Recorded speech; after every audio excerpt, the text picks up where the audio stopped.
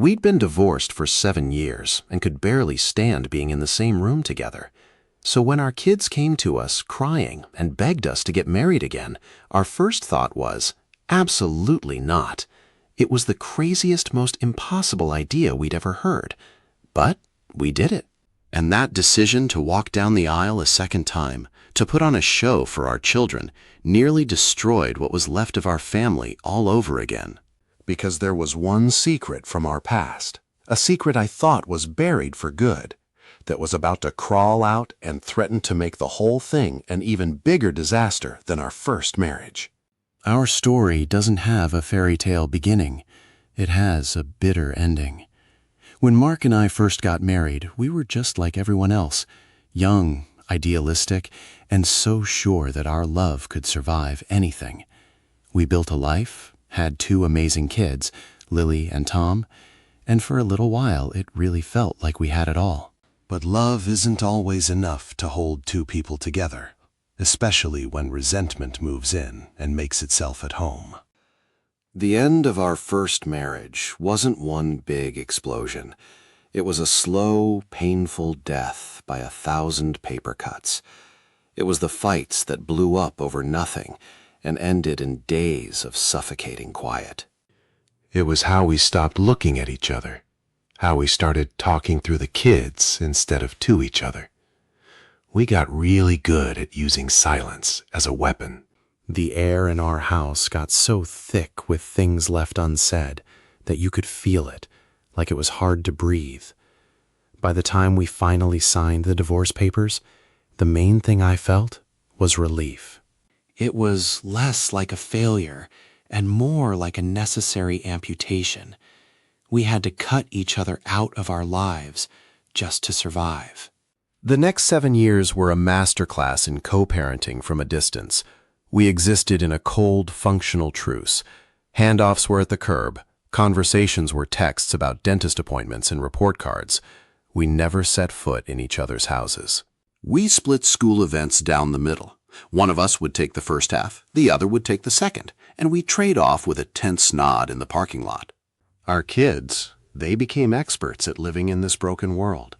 They had 2 sets of toothbrushes, 2 sets of friends, 2 totally separate lives. They knew not to talk about Dad's house at Mom's house, and vice versa. They were walking a tightrope between the 2 islands of our anger, and we were so wrapped up in our own bitterness that we couldn't see how much that balancing act was costing them. We thought we were protecting them by keeping our distance, by not fighting in front of them anymore. We were wrong. We weren't protecting them. We were forcing them to live in the emotional wreckage we'd made, and they were getting tired of picking their way through the rubble. The breaking point came on a random Tuesday night. I was helping our son, Tom, who was 11, with a history project. Our daughter, Lily, 14, was at the kitchen table, just doom-scrolling on her phone. The silence didn't feel right. It was heavy. I knew something was wrong. Finally, Lily put her phone down, and I saw her eyes were already full of tears. "Mom," she said, her voice shaking, "Tom and I need to talk to you, and to Dad." My heart just sank. My voice was tight when I called Mark. "You need to come over. It's the kids." He was there in 15 minutes, his face a mask of pure anxiety. We sat on opposite ends of the couch, that familiar canyon between us, while our kids stood in front of us like they were some tiny, serious delegation. Lily was the one who spoke, with a strength in her voice that honestly scared me. "We can't do this anymore," she said, waving her hand at the space between Mark and me. This not being a family. We see our friends' parents' games together. We hear them talk about family vacations. We have to have 2 of everything, 2 birthdays, 2 Christmases. We're tired. Tom, who was always so quiet, stepped forward, his face all red and blotchy from crying. "I just want us to be a real family again," he whispered. I wish you guys would just get married again." The silence that hit the room was deafening. Mark and I just stared at them, totally floored. It was the most absurd and heartbreaking thing I'd ever heard. You hear about kids of divorce having that fantasy, that desperate hope that their parents will get back together. But to hear it out loud, from my own kids, it felt like a punch to the gut. My first instinct was just, absolutely not. Honey, that's impossible. I tried to explain. Adult relationships are complicated. We can't just get married to fix this. It would be a lie. Mark, for once, backed me up. Your mom is right, he said, his voice gentle but firm. We love you both more than anything, but we can't go backward. We wouldn't be happy, and that would be even worse for you. We thought we were being the responsible ones, but we weren't seeing what was right in front of us. We saw a logistical nightmare, an emotional trap. They saw their last hope. Lily started really crying then, not loud sobs, but the quiet, hopeless tears of someone who's just given up. So that's it? She asked. We're just supposed to be broken forever? That one word, broken, it just shattered me. I looked at Mark, and for the first time in years, I saw the exact same helpless panic on his face that I felt in my own chest. We had spent 7 years trying to build new, separate lives, thinking it was the only way forward. But in doing that, we'd left our children behind in the ruins. Their pain was real. Agreeing to get married again was one thing. Actually trying to plan a wedding with the man I'd spent the better part of a decade avoiding was a whole other level of hell. Our first planning session was at some sterile coffee shop, neutral ground. It was excruciating. We tried to talk about a venue, and it immediately turned into a rehash of an argument we'd had 15 years ago about a holiday. We tried to make a guest list, and it was a minefield of relatives who'd taken sides in the divorce. Every tiny decision was a trigger. The tension was suffocating. We were 2 actors who'd forgotten their lines and hated their co-star. But the kids? They were ecstatic. They saw us texting and meeting for coffee, and to them, their dream was coming true. They started a paper countdown chain in the living room. Their innocent joy was this constant, painful reminder of the lie we were building. Then came the families. Telling my parents was a complete disaster. "You're what?" my mother shrieked over the phone. "Sarah, have you lost your mind after everything he put you through?" Mark's family was just as bad. His brother called, convinced I was trying to trap him for money. We were suddenly on the defensive, forced to present this united front we didn't feel for a decision even we didn't believe in. The fragile truce we'd managed finally shattered during, of all things, a cake tasting. The baker, a cheerful woman who kept calling us lovebirds, suggested a strawberry filling. "It's our most popular for summer weddings," she chirped. And Mark, without even thinking, just said, "No, Sarah's allergic to strawberries." He said it so casually, so automatically. It was a simple fact, but one he hadn't needed to remember for 7 years. I was just stunned. He remembered. After all the hate, all the years of pretending the other didn't exist, that tiny piece of me was still filed away somewhere in his head. The baker just smiled, clueless. "Oh, how sweet that you remembered." It wasn't sweet. It was confusing. In the car on the way home, the silence felt different. It wasn't angry. It was thick with questions neither of us dared to ask. Later that week, we were digging through old photo albums for a then and now picture the kids wanted for a display. We found a photo from our honeymoon. We were young, tan, and laughing, with no idea of the heartbreak that was waiting for us. "We were happy then, weren't we?" I said, mostly to myself. Mark stared at the photo. "Yeah," he said quietly.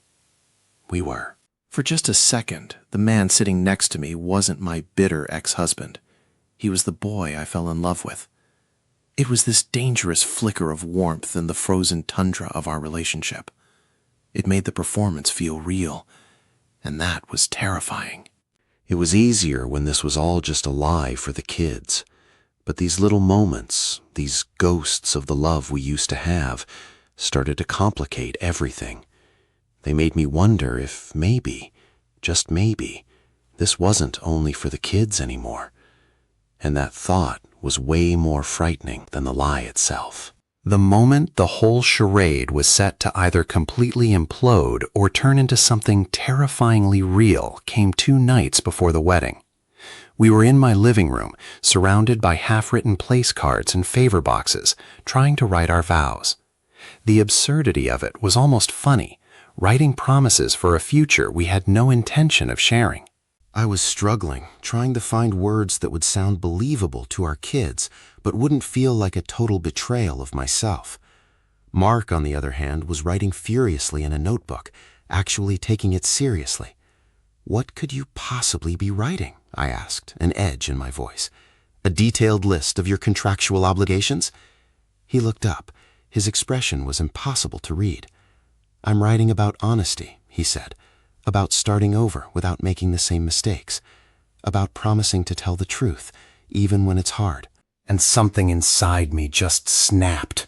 The hypocrisy, the years of resentment I'd carried around, it all came rushing to the surface.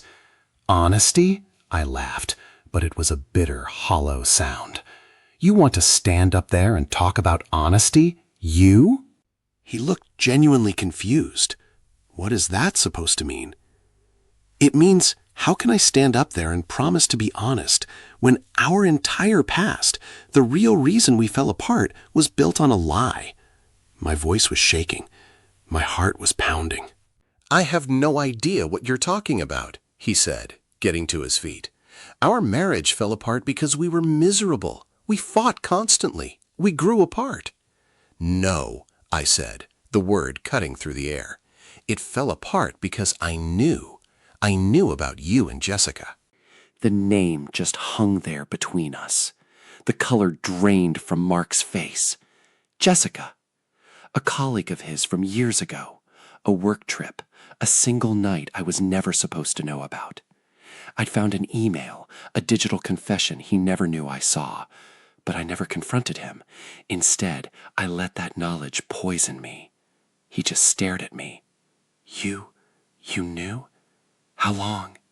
"Since before the end," I whispered.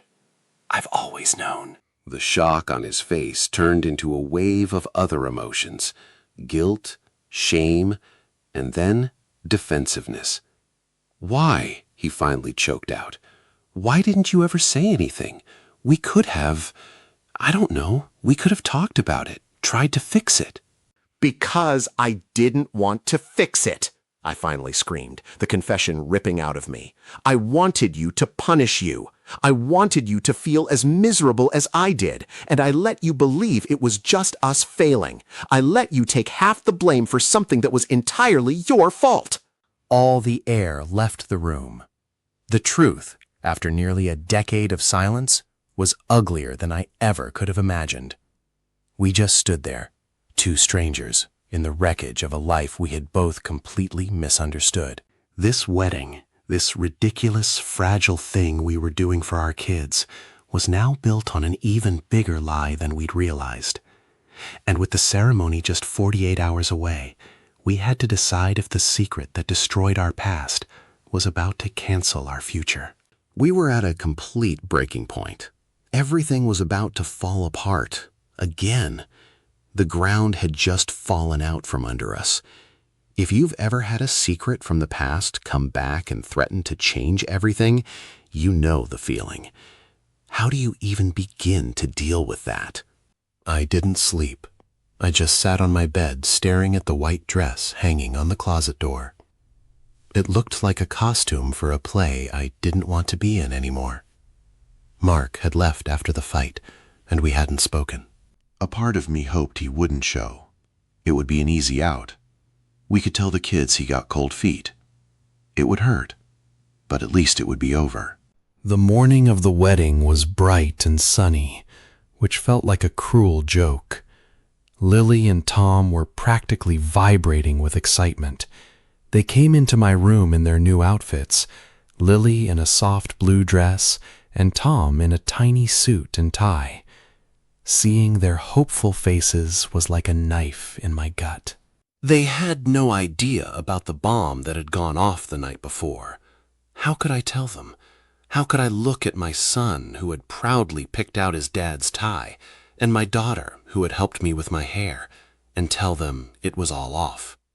I drove to the little venue in a complete daze. I sat in the car in the parking lot for what felt like forever, my hands shaking on the wheel.